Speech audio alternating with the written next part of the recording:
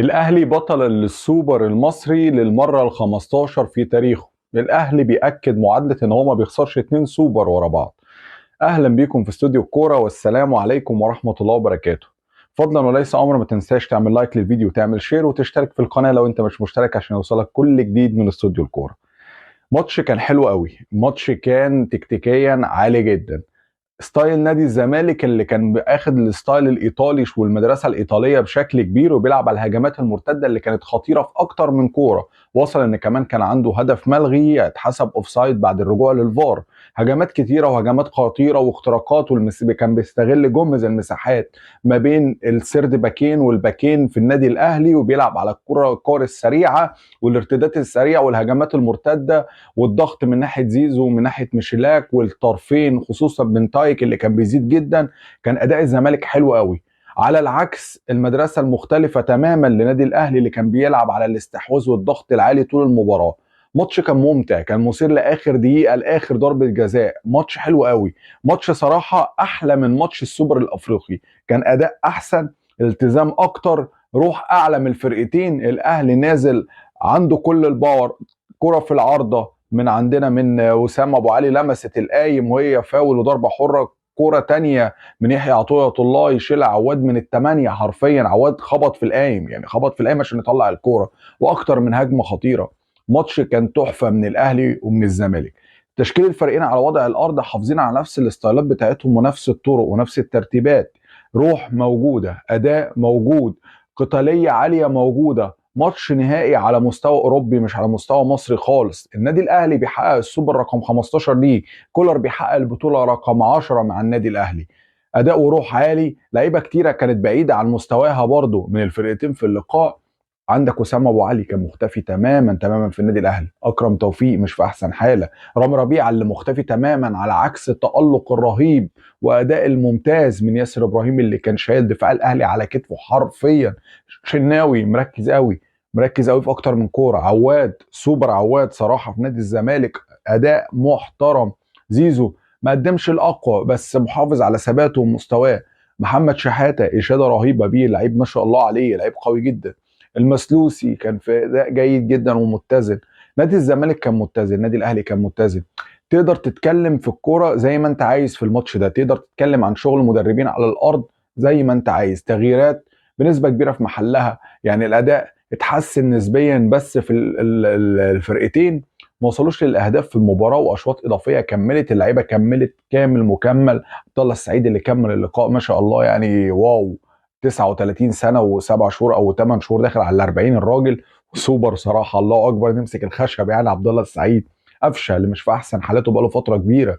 النادي الاهلي النهارده كان محتاج كهربا، بس للاسف احنا عارفين سيناريو كهربا وان هو خلاص رسميا بنسبه كبيره هيرحل لنادي زد، بيع نهائي من النادي الاهلي. اسامه ابو علي بعده كان مش افضل حاجه. طاهر ما اداش افضل اداء. حسين الشحات النهارده مش هو حسين الشحات خالص. حسين الشحات كان اكتر من كوره بيحاول يتوغل بواحد، بيحاول يرقص، بيقع كتير، كوره بتتلخبط تحت رجله كتير. كوره باكورد اللي جات له ونط الباكورد قبل اساسا ما الكوره تجيله، وشكلها كان وحش جدا. اكتر من كوره كان عايز يلعبها بالكعب، مش فورمه. في المجمل بعيدا ان الاداء كان فيه التزام كبير من الفرقتين، بس في لعيبه وخصوصا لعيبه بالنادي الاهلي بعيد قوي عن فورمتهم. نادي الزمالك محافظ على نفس الثبات، على نفس الاستقرار، على نفس طريقه اللعب. هجمات مرتده، كور سريعه في الهجمات المرتده. يحاول يشغل الاطراف اكتر وبيلعب لعب وايد على الاطراف، يعني فاتح ملعبه بشكل اكتر من النادي الاهلي، على عكس النادي الاهلي اللي بيلعب على ان هو يضم القوه. الاطراف بتاعته بتلعب نار، اللي هو بيخش الطرف بيخش لجوه بالكوره، بيخش للبوكس ما بيطلعش لبره. عندنا اكتر من كوره برضو كانت فيها ازمات. امام عاشور حاول كتير بس برضه مش في التوب فورم. ما تفهمش الاجهاد البدني واصل لفين. الفكره كلها ان نادي الزمالك هيبتدي يشم نفسه شويه، النادي الاهلي ما عندوش نفس. النادي الاهلي عنده ماتش العين يوم 29 اكتوبر اللي جاي، يعني خلاص كمان 4 ايام هيلعب الماتش. ماتش هيبقى قوي جدا، العين بنجومه بتقله. النادي الاهلي وكل حاجه بيبقى قوي في البطولات خصوصا كاس العالم للانديه. بس العين عنده سفيان رحيمي، العين بيعمل ماتش قويه جدا جدا جدا، بيجيب اهداف كتير جدا، وفريق هجومي بطريقه مبالغ فيها.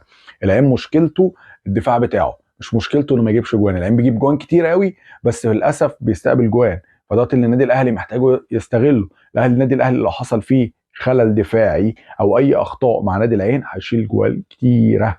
النادي الاهلي لازم دفاعه يبقى قوي جدا ويلعب على المرتدات السريعه مع نادي العين، مع الاستحواذ يقدر يكسب مرتاح. تذاكر اتباعت بالكامل في اقل من يوم.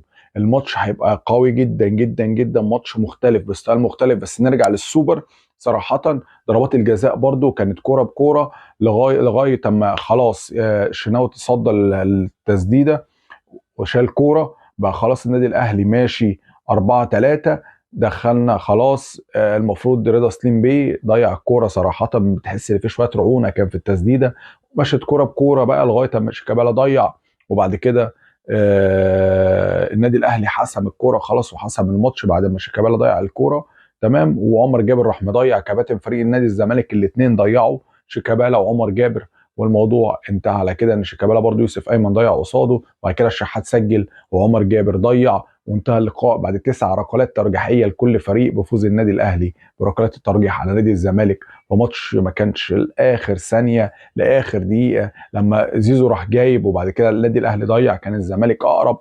الموضوع كان ماتش على اعصابك وانت بتتفرج عليه. بس للامانه الماتش كان ممتع وقدموا المنتظر منهم بجد وعوضوا الجماهير بشكل كبير عن المباريات اللي فاتت، سواء ماتش الاهلي مع سيراميكا وماتش بيراميدز مع الزمالك. بالمناسبه بيراميدز برضو كسب سيراميكا بضربات الجزاء 5-4 وبقى هو ثالث السوبر. في نهايه الحلقه اتمنى يكون عجبكم الفيديو. ما تنساش تعمل لايك وشير ومبروك للنادي الاهلي مره واثنين وثلاثه وعشرة جمهور النادي الاهلي. ما تنساش تعمل لايك للفيديو وتعمل شير وتشترك في القناه لو انت مش مشترك عشان يوصلك كل جديد. كنت مع استوديو كوره. السلام عليكم ورحمه الله وبركاته.